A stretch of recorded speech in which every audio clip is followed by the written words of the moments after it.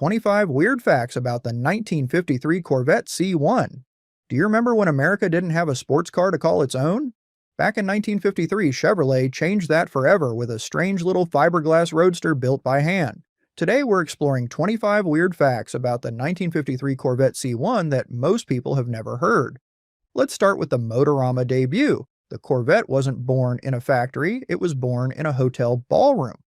On January 17, 1953, General Motors unveiled a dream car called X122 at the Motorama show inside the Waldorf Astoria Hotel in New York City. It was Harley Earl's pet project, a low white roadster meant to give America an answer to the little European sports cars GIs had fallen in love with overseas. The crowds went absolutely wild. People pressed against the ropes just to get a look at it, and dealers started calling Detroit asking when they could sell one. GM was so stunned by the reaction that they rushed the car into production in barely 5 months, a timeline that would be unthinkable today. Think about that. A show car that was never guaranteed to be built ended up becoming the longest-running American sports car nameplate in history, all because of one weekend in Manhattan. Only 300 were built. The entire 1953 model year run came to exactly 300 cars. That's right, 300 total for the whole country. Production started at the very end of June 1953 and wrapped up on December 24th, Christmas Eve, which meant Chevrolet averaged only a couple of finished cars a day. Compare that to the roughly 1.3 million regular Chevrolets built that same year, and you realize just how experimental this project really was. GM wasn't sure the public would actually buy a two-seater with no roll-up windows, so they hedged their bets with a tiny pilot run. That decision accidentally created one of the most collectible American cars ever made. Today, a 1953 Corvette is the holy grail for Corvette collectors, precisely because so few ever existed. In those days, most Americans never saw one on the road. Many went their entire lives without laying eyes on a 53 in person. Every single one was white. You couldn't choose your color in 1953. Every one of those 300 cars left the line in polo white with a sportsman red interior and a black canvas top. No exceptions, no special orders, no dealer swaps. Part of it was practicality, since building every car identically made the rushed production process simpler. But part of it was image. White with red looked crisp, clean, and futuristic in 1953, like something out of a World's Fair exhibit. Chevrolet wanted every photograph, every parade appearance, and every dealership display to show the exact same car. Color choices didn't arrive until 1954, when pennant blue, sportsman red, and black joined the lineup. So if you ever see a 1953 Corvette in any color other than white, you're either looking at a repaint or a 1954 model.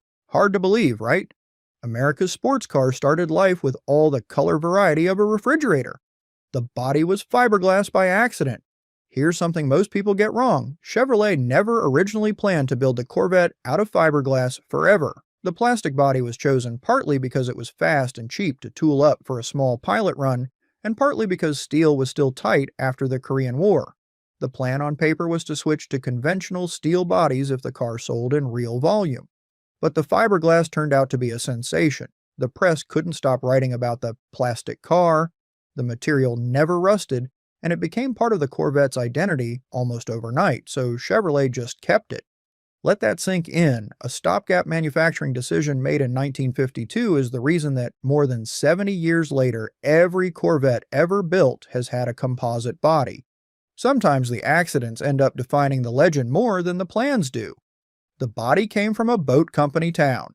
The fiberglass panels weren't made in Detroit at all. They came from the Molded Fiberglass Company in Ashtabula, Ohio, a small outfit run by Robert Morrison that had been making things like plastic trays and boat components. Morrison had been trying for years to convince Detroit that fiberglass was ready for automobiles, and the Corvette was his big break. His company molded the dozens of separate fiberglass pieces that made up each body, then shipped them off to be bonded together and painted. Workers had to trim and fit the panels largely by hand, and early bodies were famous for wavy surfaces and uneven gaps that took hours of finishing work to hide. It was closer to boat building than car building. Back then, nobody knew if plastic bodies would even survive years of use. Turns out they outlasted the steel Chevys of the era by decades. It was built in a garage, not a factory. The 1953 Corvette never saw a real assembly plant. All 300 cars were essentially hand-built in the back of a customer delivery building on Van Slyke Avenue in Flint, Michigan, on a makeshift line only a few car lengths long. Workers pushed bodies and chassis along by hand, fitted panels with files and sandpaper, and figured out solutions on the spot because nobody had ever mass-produced a fiberglass car before. It was more workshop than factory, closer to how European coach builders operated than how General Motors normally did things. Real production capacity didn't arrive until the operation moved to a proper plant in St. Louis, Missouri at the end of 1953, where Corvettes would be built for the next 3 decades. Imagine that. The car that became an American manufacturing icon started out being assembled in what was basically a converted garage. The engine was borrowed from taxis and trucks. Under that sleek hood sat one of the least exotic engines imaginable. The 1953 Corvette used the 235 cubic inch Blue Flame inline-6, a workhorse motor that powered Chevrolet sedans, delivery trucks, and taxicabs all over America. Engineers hot-rodded it as best they could, adding higher compression, a more aggressive cam with mechanical lifters, and a trio of Carter side draft carburetors, which lifted output to 150 horsepower at 4,200 RPM. That was a healthy jump over the standard sedan engine, but it was still, at heart, a taxi motor wearing a sports jacket. Jaguar's XK120 had a twin-cam masterpiece, and the Corvette answered with a Stovebolt 6. In those days, Chevrolet simply didn't have a V8 to offer. That wouldn't change until 1955, when the small block arrived and transformed the Corvette from a pretty boulevard cruiser into a genuine performance car. You could not get a manual transmission. Here's the weirdest spec sheet decision of all. America's new sports car came only with a 2-speed Powerglide automatic. No clutch pedal, no stick shift, no options. Sports car purists were horrified, and European magazines had a field day mocking the idea of a roadster you drove like your grandmother's sedan. Chevrolet's reasoning was that the Powerglide was proven, smooth, and could handle the 6's torque without expensive development work on the crash course production schedule. The result was a car that took around 11 seconds to reach 60 miles per hour, respectable for 1953 but hardly thrilling. A 3-speed manual finally became available during 1955, and the Corvette's sporting reputation improved almost immediately. Did you ever drive a car with a 2-speed Powerglide back in the day? Tell us in the comments and tell us what car it was in. We love hearing those stories. There were no outside door handles. Walk up to a 1953 Corvette and you'll search in vain for a door handle. There isn't one. There's no exterior lock either. To get in, you reached over the low door or through the opening in the side curtain and pulled an interior release. Harley Earl's designers wanted the body sides perfectly smooth and uninterrupted, like a speedboat hull, and handles would have ruined the look. Of course, that also meant the car couldn't really be secured at all. If the top was up and the curtains were in place, a thief needed about 3 extra seconds to get inside. Owners just accepted it. Back then, in a country where plenty of folks still left their front doors unlocked, it didn't seem as crazy as it sounds today. Exterior door handles didn't appear on a Corvette until the redesigned 1956 model finally added them, along with actual locks. It had no roll-up windows. The 1953 Corvette didn't have glass side windows at all. Instead, it came with clip-in side curtains, plexiglass panels and frames that you stored in a bag in the trunk and manually attached when the weather turned. If it started raining while you were driving, you had to pull over, open the trunk, and snap them into place while you got soaked. This was normal on British sports cars of the era, which is exactly what Chevrolet was imitating, but it baffled American buyers used to comfortable, fully equipped sedans. Combined with the automatic transmission, it created a strange identity crisis. The car was too crude for luxury buyers and too soft for sports car buyers. Roll-up windows finally arrived with the 1956 redesign, and sales climbed accordingly. You heard right. A brand new car costing Cadillac money in 1953 offered less weather protection than a $20 used Model A. The headlights wore chicken wire. Look at the front of a 1953 Corvette, and you'll see one of its strangest details. Wire mesh screens covering the headlights. These stone guards were pure sports car theater, borrowed from European racers that protected their lamps from flying gravel on open road courses. On the Corvette, they were mostly decoration, but they gave the front end an aggressive, competition-ready face that people loved. There was just one problem. Several states had laws against covering your headlights, so some owners were told to remove the screens to stay street legal. Chevrolet kept the mesh guards through 1955, then deleted them in the 1956 redesign in favor of exposed lamps.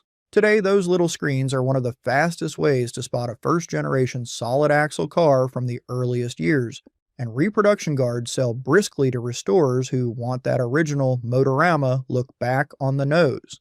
The emblem was illegal days before launch. The original Corvette badge was supposed to feature an American flag crossed with a checkered racing flag.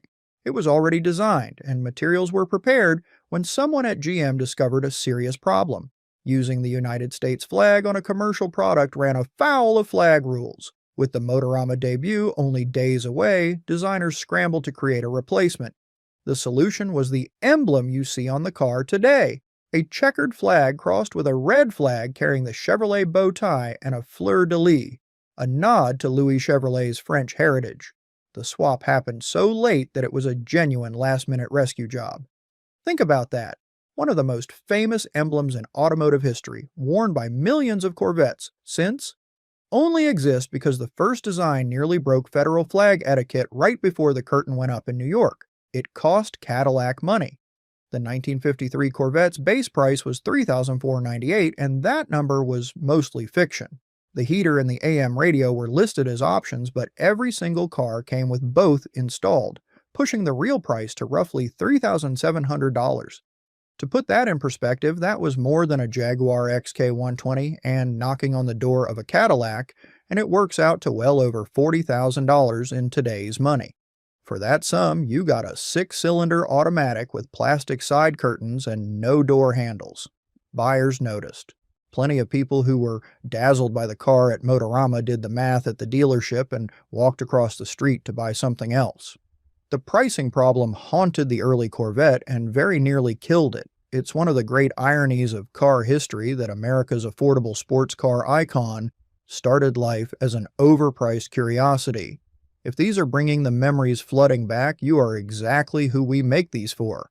Do us one small favor and subscribe so the next trip down memory lane finds you. That is all we ask.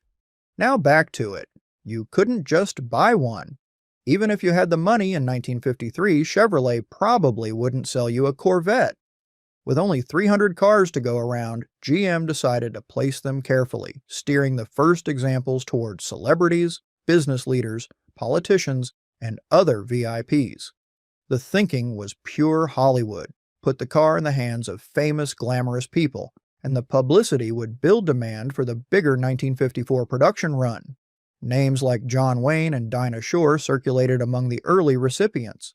Ordinary customers who walked into a Chevy dealer waving cash were often turned away or put on waiting lists that led nowhere. The strategy backfired in a strange way.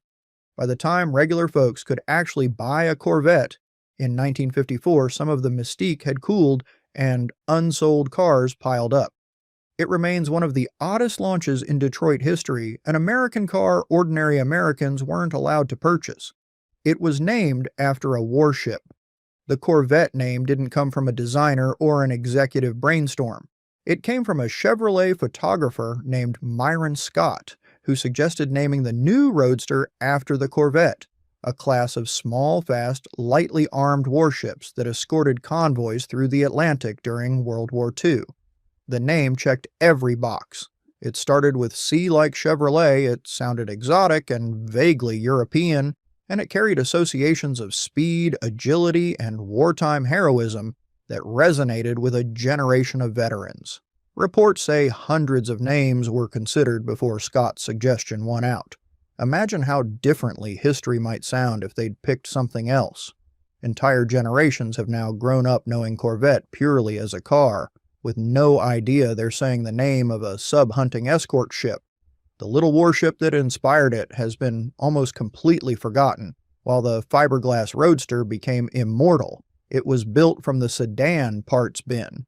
Underneath the futuristic fiberglass, the 1953 Corvette was surprisingly ordinary. The chassis was engineered in a hurry using lessons in hardware from Chevrolet's passenger sedans, with a 102-inch wheelbase, a solid rear axle on leaf springs, and drum brakes at all four corners, much like the family cars of the day.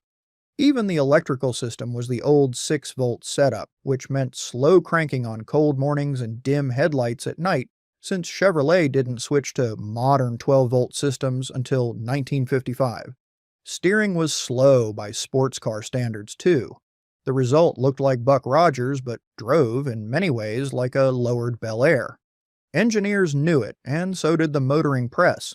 That gap between the styling's promise and the hardware's reality is exactly what Zora Arkus Duntov and the V8 would spend the next few years fixing.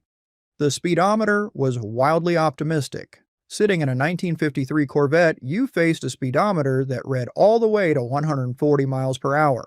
The car itself could do roughly 105 to 110 flat out, with the wind behind it and a brave driver aboard.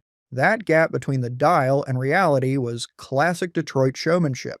A big number on the speedometer made the car feel faster in the showroom, and in 1953 nobody was fact-checking top speed claims at the dealership. To be fair, the Corvette wasn't slow for its day. Most family sedans struggled to reach 90, and the Blue Flame 6 pulled smoothly at highway speeds. But real sports car drivers who lined up against Jaguars quickly learned the truth. Which one would you rather have owned back then, honestly, a 1953 Corvette or a Jaguar XK120? Let us know in the comments. We read every single one. It leaked like a rowboat. For all its speedboat styling, the 1953 Corvette handled water about as well as a colander. Owners quickly discovered that rain found its way past the side curtains, around the convertible top, and even through gaps where the hand-fitted body panels met. Drive through a storm and you could end up with puddles on that beautiful red interior. Road testers of the day wrote openly about getting wet in the car, which was embarrassing for a machine costing nearly Cadillac money. Part of the problem was the rushed hand-built production process where every body fit a little differently. Part of it was simply the crude top and curtain design borrowed from British roadsters, which leaked in England too. Owners learned to carry towels and check the weather before Sunday drives. Back then, that was considered the price of admission for driving something glamorous. Today, it's a charming period detail, at least until it rains. The radio antenna was hidden in the trunk lid. Here's a clever bit of engineering hiding in plain sight. Because the Corvette's body was fiberglass instead of steel, radio signals could pass right through it, something impossible on a normal car where the metal body blocks reception. Chevrolet's engineers took advantage of this by embedding the radio antenna as a mesh screen inside the fiberglass trunk lid. No mast, no whip, nothing sticking up to spoil Harley Earl's smooth lines. Most owners had no idea where their radio signal was even coming from. The signal-seeking AM radio itself was one of those mandatory options every car carried, adding about $145 to the price.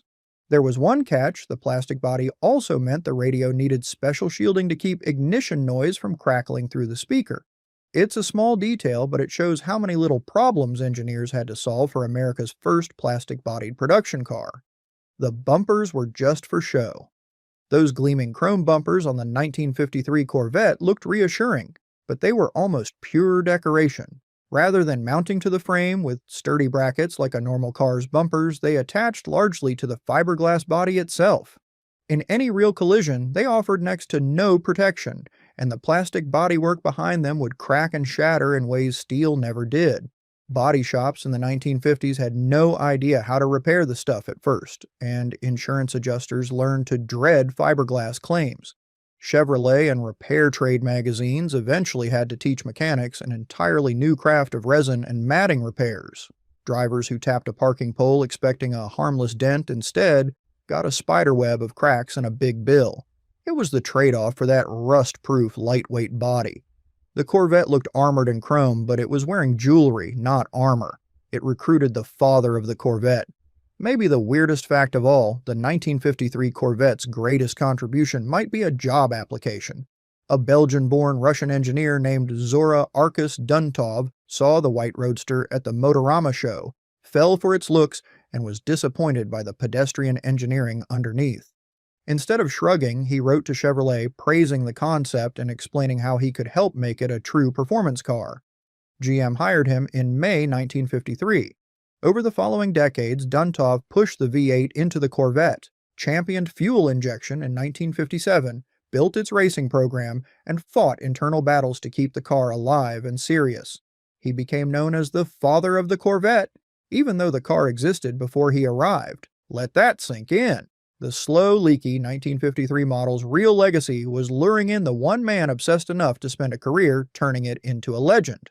The first two cars vanished. The very first two 1953 Corvettes ever built, cars numbers 001 and 02, were retained by Chevrolet as engineering and test vehicles, and they were ultimately lost to history, presumed destroyed after the company was done with them. That makes car number 003 the oldest surviving production Corvette in existence, a machine so historically important that it has been treated like a national treasure by the collector community. The good news is that the rest of the run fared remarkably well. Because the cars were rare, expensive, and rust-proof, owners tended to preserve them, and it's estimated that well over 200 of the original 300 still survive today, an astonishing rate for any 1950s automobile. Most Chevrolets from 1953 went to the crusher decades ago. The little fiberglass experiment, the one GM wasn't sure anyone would buy, turned out to be nearly immortal. The Thunderbird saved it. By late 1954, the Corvette was in serious trouble. Chevrolet had ramped up production to 3,640 cars that year, and buyers stayed away, leaving more than 1,000 unsold Corvettes sitting at year's end. Inside GM, executives seriously discussed killing the program altogether. Then Ford announced the two-seat Thunderbird for 1955, complete with a V8, roll-up windows, and clever marketing, and it immediately outsold the Corvette many times over. Suddenly, canceling the Corvette would mean surrendering to Ford, and GM's pride wouldn't allow it. Chevrolet doubled down instead, adding the new small block V8 in 1955 and delivering the gorgeous, fully sorted 1956 redesign. Hard to believe, right? America's sports car survived because of its rival. Did you or anyone in your family ever own an early Corvette or a two-seat Thunderbird? Tell us about it below and tell us which one you'd pick today. Christmas Eve ended the model year. The 1953 production run has one of the strangest bookends in Detroit history. The first production car rolled off that makeshift Flint line on June 30th, 1953, assembled largely by hand while engineers were still figuring out how to build it. The last of the 300 was completed on December 24th, Christmas Eve, before the whole operation packed up for the move to the St. Louis plant. That means the entire legendary 1953 model year lasted less than 6 months of actual production. Workers later recalled the chaos fondly. Bodies that didn't quite fit, panels sanded and shimmed on the spot, and constant improvisation. Every one of those 300 cars is slightly different from the others because human hands, not machines, made the final decisions. In a way, each 1953 Corvette is a handmade prototype that happened to be sold to the public. Today, they're worth a fortune. That brings us to the final twist in the story. The car that dealers struggled to sell, the overpriced 6-cylinder curiosity with no door handles and a leaky top, is now one of the most valuable American cars of its era. Well-restored 1953 Corvettes routinely trade deep into six figures, and the finest documented examples have approached and even passed the $500,000 mark at auction. Provenance drives the frenzy, low serial numbers, celebrity ownership history, and original panels all add serious money. A car that cost about $3,700 new has multiplied in value more than 100 times over. The buyers today are often the same folks who pressed their noses against dealership glass as kids in 1953 and were told they couldn't have one. Now, 70 years later, some of them finally got their car. Funny how the story comes full circle. Next time, the topic is yours. Tell us down in the comments what you want us to bring back, and the comment with the most likes is the one we make. Don't forget to subscribe so you don't miss it.